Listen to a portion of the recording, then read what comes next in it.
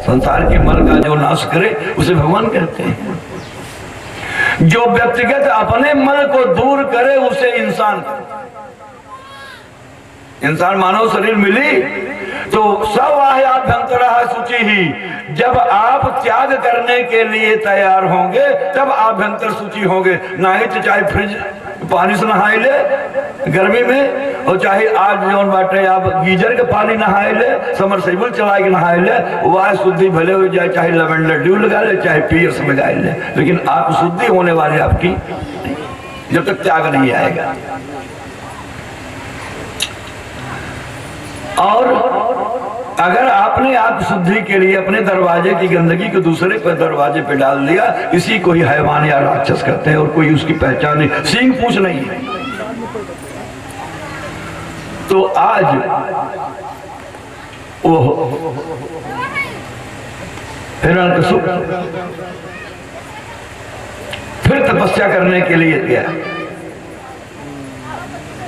वो तप करने के लिए गया। इधर देवराज इंद्र को मालूम हो गया कि हिरण्यकशिपु तपस्या करने के लिए गया है। आया और कयाधु का हरण करके लेके चला गया। नारद को मालूम पड़ा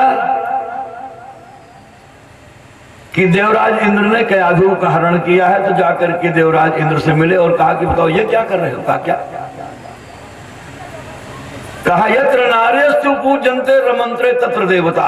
जहां स्त्रियों की पूजा होती है, देवताओं का रमण माने खुशहाली वही रहती है, प्रसन्नता वही रहती है। और आप यह कार्य कर रहे हैं तो आपको प्रसन्नता कैसे मिलेगी, खुशहाली कैसे मिलेगी? कहा आप नहीं जानते हैं, कयाधु गर्भिणी है और इसके गर्भ से जन्म लेने वाले उस पुत्र के द्वारा लगता है कि हमारे मृत्यु का वर्ण जो है वो उसी लिए तपस्या करने के लिए गया है।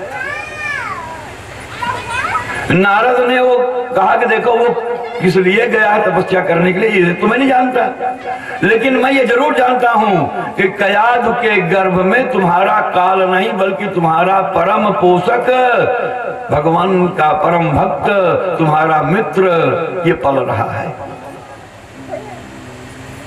तो कहना तो बहुत आसान है, किसी कार्य को कहना बहुत आसान है, कार्य को करना उतना ही कठिन है। नारद जी ने कह तो दिया, और नारद की बात को देव दानव और देव मनुष्य सब विश्वास करते थे, इसलिए उसको कयाधु को इंद्र महाराज छोड़ करके तो चले गए।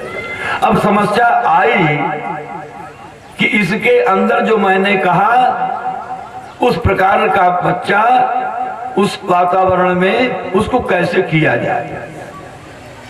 नारद के सामने समस्या क्या है? दक्ष प्रजापति का श्राप कि आप स्थिर नहीं रह सकते। तो उन्होंने एक कुटिया बनाई, कुटिया में उसको रहने की व्यवस्था दिया,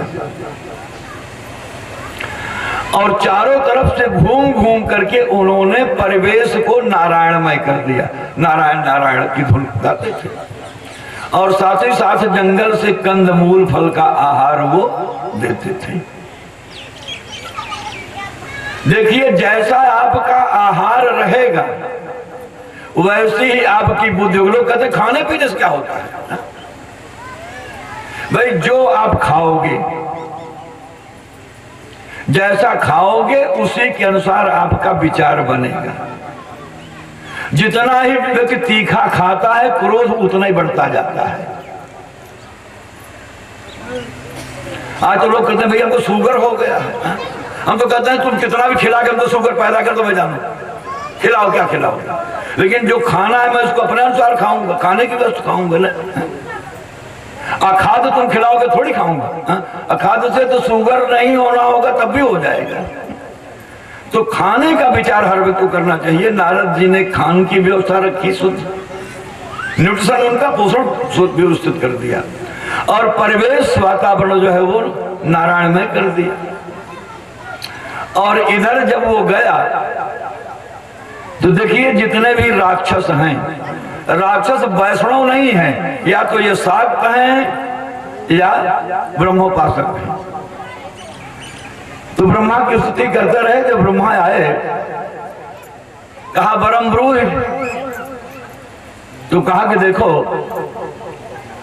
वही हिरण्यकशिपु जिसने अपनी माँ दिति को कहा कि संसार मरण धर्मा है, माँ चिंता मत करो, भैया मर गया तो मैं तुम्हारा वीर पुत्र तो जिंदा हूं, आज ब्रह्मा से कहता है मुझे अमर कर दो। जब माँ को समझा रहे हो संसार में सब मरते हैं तो खुद अमर का वरदान क्यों मांगते भाई? तो वही है कि पर उपदेश कुशल बहु तेरे, जे आचरण ही ते नर न घरे।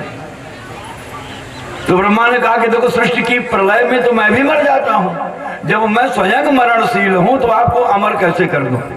भाई आप 1000 रुपए किसी से मांगने जाओ, 999 हो तो कहां से देगा? पहले तो 1 रुपए मांगे किसी से ना, उसकी पूर्ति करे ना।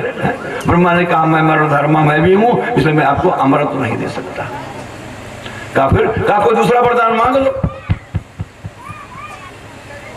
तो अभी मैंने जो बुद्ध की बात रखी, आदमी अपने बुद्ध के अनुसार ही तो कार्य करता है। उसने मृत्यु के जितने भी अवयव जितने भी कारण जानता था उस सब का प्रतिकार कर दिया।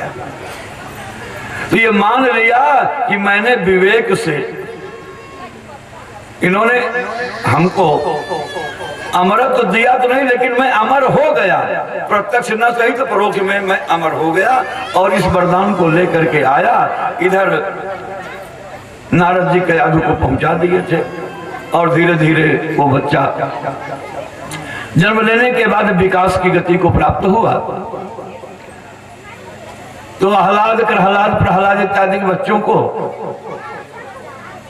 गुरुपुत्र जो शुक्राचार्य के बच्चे थे संड और अमर, तो संड और अमर की पाठशाला में ले जाकर के इनको प्रवेश दिला दिया और कहा कि बच्चों को हमारे आप जो है वो राज्य शिक्षा दें। तो और बच्चे तो जैसा गुरु जी पढ़ाते थे उसका अनुशीलन करके अपना पढ़ते थे। और प्रहलाद जी को जो गर्भगत ज्ञान था, ये जो नारद जी ने अर्धाली बता दी थी कि मस्त रहो अरे मस्त राम की धुन में हो जा मत वाला, वो अपना कुछ बच्चों का परिवेश ले करके और इसी अपना गुणगान को करते रहते थे। एक दिन देव बसा जिज्ञासा हुई हिरण्यकशिपु चले देखें बच्चे हमारे क्या पढ़ते हैं। जब गए तो आज वो सूत्र बोल रहे थे कि ब्रह्म सत्यम जगत मिथ्या।